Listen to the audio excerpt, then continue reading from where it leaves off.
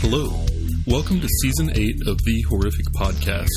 We're two friends who live in different places but share a love for scary movies. In each episode, we both watch the same movie on our own and then record a conversation together about what we liked, what we hated, if we were scared, and maybe even some larger truths about why people watch horror movies in the first place. This season, our theme is Make the Wives Pick, since our wives have to watch these movies with us every week, and often complain about it. We made them pick the movies this season. If you want to see the list of upcoming films and follow along, check out our website at thehorrific.com. Thanks for listening. Do you remember what movie it was we watched recently that I was talking about, like the film production looked old, like you wouldn't believe it was 10 years newer than another movie we'd watched? Yeah. Village. Yeah. Yeah. So this movie, The Grudge, I had like exactly the same comment. Like I had in my notes that this one had Walker, Texas Ranger level production and an unsolved mystery soundtrack, and I'm here for it. Nice. I actually wrote that this seems like it would be an episode of The Secret Life of Alex Mack, reporting-wise, production-wise. Exactly. Yeah. So it was kind of weird to me that this one just really, I guess it didn't age well from a cinematography, special effects, filming quality type perspective. Right. Yeah. It definitely had like a very vintage feel to it. Mm-hmm. Are You Afraid of the Dark style, which is something I've used in the past. But when we were talking about The Ring, we were saying it was like kind of gray, overcast feel throughout the. It was the same kind of concept with this one. Everything seemed like it was like gray or blue, like a blue background or something. Production wise, it was just kind of felt like Seattle in the 90s. Yeah, exactly. Yeah, and it also, I guess my favorite part of this movie was that Sarah Michelle Gellar's character, who in my notes I've referred to as Sarah Michelle Gellar, Alicia Silverstone, and Christina Applegate, and now I've confused myself on which one it actually was. But I love that her character in this movie is named Karen. Yes. Because she's a blonde woman in sweaters. Yeah. Who wants to talk to the person in charge at the police station. It was before its time. It was great because they would be talking and you'd be like Japanese, just the whole thing, Japanese, Karen? Japanese. Yeah. It was just like, that's amazing. It's Karen so well. And every time someone called her Karen, I was thinking of it like in the modern sense of someone calling her a Karen. Like an insult, yeah. Yeah. That's great. Yeah. Made it fun. Mm-hmm. But yeah, I will introduce this movie, then you can do your fun facts, and then we will get into the details. Sounds great. In 2004, Columbia Pictures brought us The Grudge, a remake of a Japanese film of the same name, sort of. The remake was directed by Takashi Shimizu, who also directed the original. It was produced by Sam Raimi, who also directed The Quick and the Dead, which is the movie that will launch our Westerns podcast. This movie tells the interleaved story of a murder, an investigation, and a powerful haunting in Japan. When someone dies in the grip of a powerful rage, a curse is born. This movie was made on a budget of $10 million and made $187 million at the box office. It can currently be rented for streaming on Amazon Prime Video. That's so crazy, man. That was a smash hit. Yeah. That's like almost a 19 times return on your budget. Yeah. And, in my mind, this was a big movie because I knew that it was wildly popular. I did not realize that it was only made on $10 million, though. Right. And so I think that kind of explains the production stuff we were talking about before. Yeah, and I actually remember when this movie came out, and when the Japanese remake started coming out, it was like the phenomenon of like, there's some really good horror movies that not everyone knows about, and just being like, oh, this is like a crazy way of like these stories are crazy and super interesting. And because that was like, that was before streaming. So mainstream, I guess, streaming, you could probably download it off of like LimeWire or something. Yeah. But you definitely didn't have, like, the access to the broad catalog of horror movies being made all over the world that you have today. Yeah. And it was just interesting because it's going into the facts, like, so this is, like, based off of, you know, a couple different urban legend style. You know, like, they have, like, this is, like, the Crybaby Bridge, I guess. Yeah, it's like their folklore. Yeah, folklore, exactly. So this is based on Japanese. So the story of the Grudge, the Japanese and American, is based off of, and I'm not going to try to pronounce it because I just don't know, but Onryo. But the O has like a line above it. It's based off of that, which is like a vengeful spirit who kind of like wishes to like fix the bad things that happened to her in her life before she passed away. Still not going to try to pronounce it. Well, I could see why you would be intimidated after I nailed the pronunciation. I know. Of the That's why I was name, like, gosh, dang, yeah. I didn't realize he knew how to speak that. Holy. So Sam Raimi, as we all know from the Spider-Man franchise, he's from that, but he also is from the Evil Dead series. Yes. He produced them. Like, he's very, very well-known director, I guess, and producer. Pretty interesting stuff. He's also a fan of the Japanese horror genre, being that, you know, like in 81 he produced Evil Dead. I could totally understand how he'd be a fan of that. So the Grudge was also remade in 2020. The one we're doing is the one with Sarah Michelle Gellar. So there was no involvement from Takashi Shimizu. The Japanese director was the creator of the Ju-On franchise, which helped build the terrifying ghost of Kayako into a culture phenomenon she is today. He had no involvement with the remake. So, like, when I text and I was like, hey, we're doing 2020 or the Sarah Michelle Gellar one, not even, like, taking in fact, like, are we going to do, like, the original? It was just like, which one of those, knowing that, you know, the wives picked a terrible one, then it just made sense. I was like, I was thankful we went with the Sarah Michelle Gellar, because I was like, who knows what this entails. Yeah. I am not optimistic for the new one. I've heard 0 people talk about it so far. Yeah. So. Yeah, same. That's what confused me. Cause anyway. So the kid in this, basically the only kid, he was actually terrified of cats. I thought you were going to say 25 years old. He was also. It was like a full grown man. No, he was actually terrified of cats, which I thought was great. The last fact is that the actress who played the main ghost, it's hard not, I don't know how to say these names. She was a ballet dancer, which helped with like the contortionisting thing that she had to do with her body. Yeah. I think it's pronounced ballad. Oh, okay. I get it. But yeah, no, that's interesting to hire someone for their ability to pull off. I guess that's one way of like saving money in the budget is you have to do fewer special effects when your leading lady can contort. So actually, one last fact, which I forgot about, which I thought was actually pretty interesting, was that this is actually the only up to, you know, I don't know with like the 2020 Grudge, but for a while it was the only Ju-On remake that remained in Japan. All the others happened in America or another country. That's interesting. I was actually going to comment on that. That it was interesting to me that this movie was a sort of an Americanized remake of a Japanese movie, but it still took place in Japan. Yeah. And so I mean, they all had a backstory behind it, but it was just weird that the movie, most of the main characters were Americans, but it was taking place in Tokyo. Yeah.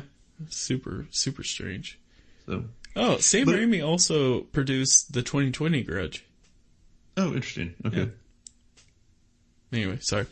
That does make me a little more interested in it than it does. Yeah, I was gonna say. Yeah. Yeah, no, because one of our very first episodes, I think way back in season 1, was on the original Ju-on the Grudge, which became, or was the basis for this movie. But that was not the first movie in the series, even. So you kind of got into it a little bit there, but the Ju-on franchise in Japan is a really, really big deal that's been going on for a long time and has a ton of movies associated with it. And this one I thought, knowing that this was the let's make an Americanized version, knowing that it was starring Sarah Michelle Gellar in the early 2000s, I really went into this with very low expectations because I actually hadn't seen it before. And to be honest with you, I was quite pleasantly surprised. Yeah, I definitely was too. I think it was the same thing because we actually watched I Know What You Did Last Summer for we do a movie night with our family, with my side of the family, and we in October we did horror movies, and so we did that, and so when I realized it was Sarah Michelle Gellar, I was like, okay. Yep. We can't let it affect us. But also, have we been doing this podcast long enough where I forgot that we did the original? I think so. Because I did not know that. Or I forgot. Yeah, I think that was our second or third episode. It was really a long time. Really early on, yeah. That's exciting. That's great. Okay. I was kind of surprised to see that Bill Pullman was in this. Yeah. Because he was, still a pretty big deal at that time. And I wrote in my notes as soon as he came on screen that I was glad the president from Independence Day was there because that made me feel a lot more secure with all the scary stuff that was about to go down. And then he immediately throws himself off a balcony. So they had me in the beginning. I was terrified. It's funny that you say that because literally the first line of notes that I have is starts with the president of the United States killing himself. I swear to God, I'll text you a picture. That's hilarious. Yeah. We had very similar upbringings culturally, I think. Yeah. So, but yeah, it was interesting too. One thing that stood out to me as well about this was just how dated it seemed from a technology perspective. Yeah. They were still relying on, and we had the same comment, I think, when we did The Ring about how the concept of a videotape being passed around just seems so archaic at this point. But in this one, it definitely was the handset phone with the answering machine. That just feels so foreign in today's world that a major component of this was a telephone.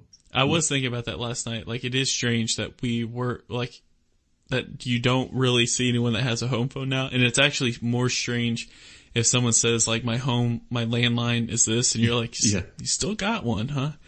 Yeah, well, it's now you clarify if you have a landline as opposed to clarifying if you have a cell phone. Yeah.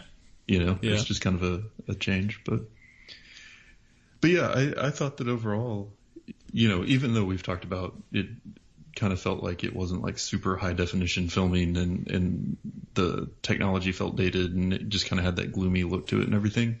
I thought it pulled off everything it was trying to do. I thought it was a really good horror movie, and I thought that they did a good job of explaining just enough but not too much to make it interesting. And I feel like that's a theme that we come back to over and over on this as we go through, talking about these movies, is so you don't have to give me a scientific definition.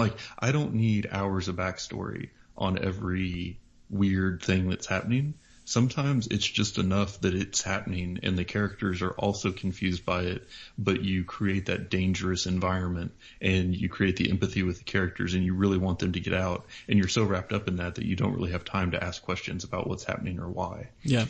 And the way that they sort of unfolded the story of this one, because it was really just kind of a collage of scenes that took place at different points in time that sort of tied all these characters together, I think added to that, because you had to spend some time thinking about when is this happening, where is this happening, how does this relate to what else is going on, but you were also sort of getting the broad brush version of why it was happening, but without too much detail that you would stop and think, well, that doesn't really make sense. Why would this happen?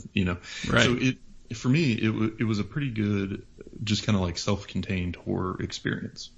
Yeah, I think when you watch film, so with this one, we were kind of talking about, it's a little strange because it's filmed in Japan, but it had American characters in it, and so like some of the scenes were subtitled, some of them weren't, Mm-hmm. But what you have when you have the subtitles is it's sometimes hard to follow like who is who.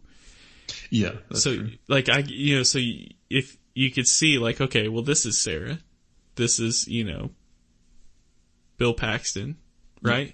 But when so when you're reading it, it's like hard to like put who is who. So because of that, it was a little difficult when they were like jumping from scene to scene, like, oh, wait, I think this is in the past. Mm-hmm. Because like, I don't know, so it was kind of hard to like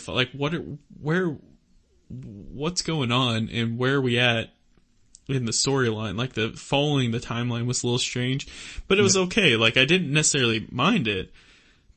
Yeah, well, I feel like that was deliberate. Like I feel like it was meant to kind of keep you off balance, so that you were never really too comfortable. And it seemed like just about the time that you would sort of start to work out what was happening or where they were or what was going on, right, then they would introduce something really scary. Yeah. So it's kind of like this constant way of like keeping the pace of the movie. Like, okay, now we're here. Okay, I recognize her. When is this happening? Where is that? Oh crap, there's a child in the bathtub. Like, that right, yeah. sounded weird. There's a ghost child in the bathtub. Yeah. But yeah. I can see that. And I think like one of the things that they did good off of what I was saying is it seemed like it was almost more interested in like the story of it than like trying to just like trick you. So like even though it was cutting back and forth, like if you're reading it in a book, I think it probably would have made a little bit more sense, but I don't necessarily complain because I feel like they were actually trying to tell you, like trying to scare you with the story itself. Yeah. Although this movie did have a few jump scenes in it, and I'll admit, I usually like can see those coming, and with this one, like it got me a couple times. So much so where Katie laughed at me, and I don't know if it was just because I was like super like involved with like what was like I was super like into what I was watching, or what, but it's just like there was a couple times where it was just like kind of unexpected and made me jump. And I was like, you got me. You got me. Yeah. And even after all this time and, us having watched so many movies and this one not being like a particularly high budget one, it still, I think, was very effective in everything it was trying to do. Yeah. And I think that, it definitely did have some of the jump scares, but I think a lot of it was more just kind of creating that really creepy atmosphere. Right. And making you just sort of uneasy. Yeah. But doing that in a way that was, still captivating and kept you interested. Well, one of the ways they did that was with the soundtrack too.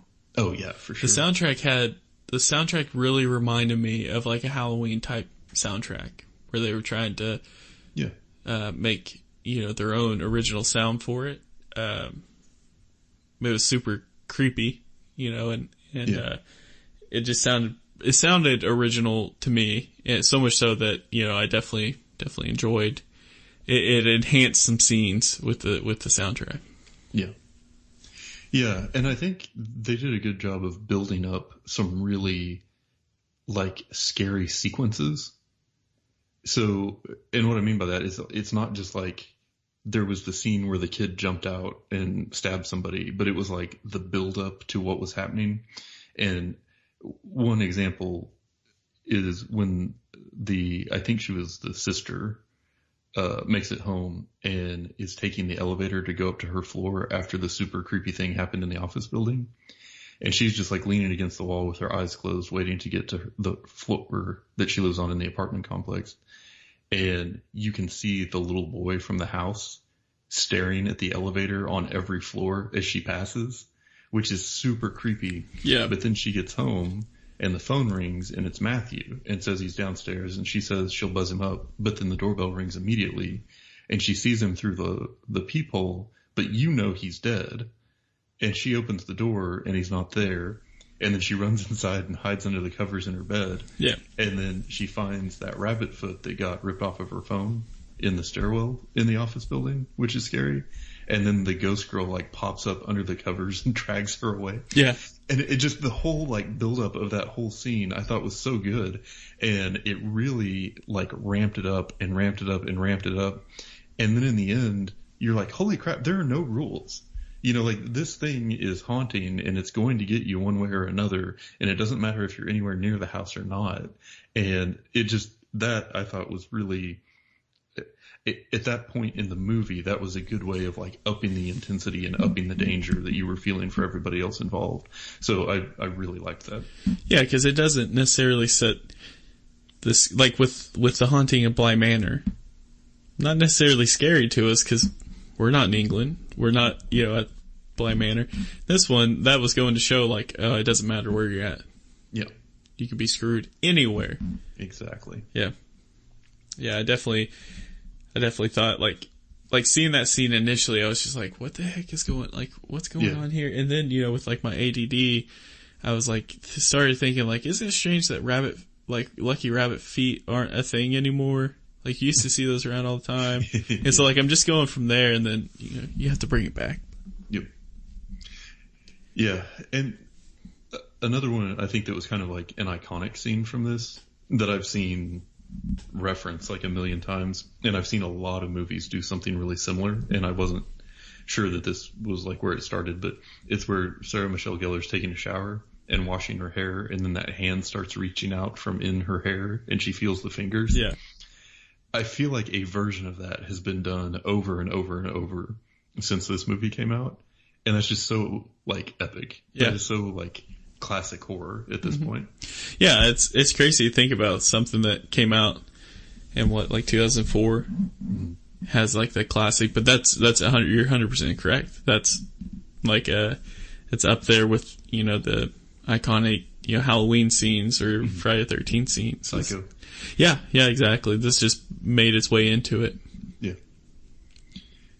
Yeah, and then there was also, and obviously I've moved into my list of like scenes that I liked, but there was that one where the boss at the helper agency or whatever it is leaving the office and sees, like out of the corner of his eye, the little boy on the stairs, and then he looks back and then he goes down and there's like the zombie version of Yoko, and he calls after her, but she keeps walking and is leaving those wet footprints. And then she finally turns around and is missing her lower jaw, which is what they found in the attic before. Yeah. That one, I thought, just the way they pulled it off, the music and sound effects and everything on that, I thought made for a really good scene. Yeah, I think there was a few scenes I think that stuck out. I thought one thing that I definitely liked was like early on when like it starts off with like, the suicide, which is like, oh, that's pretty gnarly. And then Sarah Michelle Gellar's character gets sent to the house and like finds the door, the closet that's like taped up, And I think just that initial, cause it like starts it early on, like this is what's, like this is what you kind of have to expect. Like you'll see this kid again, you'll see, you'll hear the sounds again. Like it just kind of starts it relatively early and you know what you're getting yourself into to an extent, but like I think I just kind of appreciated that. It's like, okay, they kind of got to the point and now they're gonna try to explain it, which for me I think did get kind of lost like a little bit. It was kind of confusing, so much so that in my notes, which I didn't put specifically when it was, but it just says don't really know what's going on, but I also don't really care. Just like I was just kind of going with it. Yeah. Going with the flow. But, it was, then there was also a scene where you see the Yoko, if I said her name right, her face is just like all black and all you see is her eyes. It starts kind of making a sound and you're like, oh, that's super gnarly. That gets me for sure. It had like the, with Halloween, you had the soundtrack for when, Michael Myers is coming. Mm-hmm. With this one, you have like that croaking kind of sound. Yeah. Which was pretty crazy in itself. Just could get a little annoying, but it was also like super kind of creepy. Yeah. And so like it was like it's like it took pieces from other, like influence from other movies, but just kind of made it their own. And I definitely appreciate it. For being a remake, I didn't think it was really that bad. Yeah, no, definitely. I feel like this movie stands alone for sure, even, independent of the original. This one, just as a going in blind horror movie, I thought was good. I really enjoyed it. And the ending, I thought it was kind of interesting too, where they sort of, like you said, were kind of putting a cap on all of it, because Sarah Michelle Gellar gets the phone call or the voicemail and goes back to the house because she thinks that Doug is there, and she ends up in this weird, like, walking through Bill Pullman's memory, or the time that he was there. Yeah. And ends up seeing, like, how he fit into all of this. And he had been getting these, like, random love letters, and so he went to the house that was on the return address, and that's where he found the boy.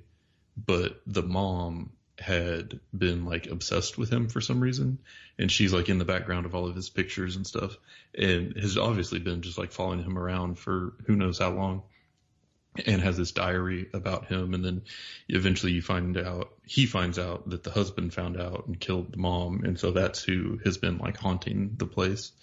And then it was really that the stuff going on with that wasn't really scary so much as it was just, like, really sad, and also reaffirming that there wasn't really going to be an answer. Like, there wasn't going to be I just have to do this thing and then her ghost will be appeased and then everything will be fine. It was, this was just real bad, and it's going to stay real bad, which I think is the way that a horror movie should develop and end. And so just, kind of top to bottom, from a horror perspective, I thought this one did a lot of things right.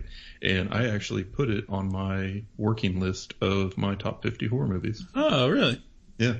I liked it that much. That's great. I wish I still remembered the original to know how it ties up. I just totally forgot about it. Yeah. I feel like the house looked pretty similar. Yeah.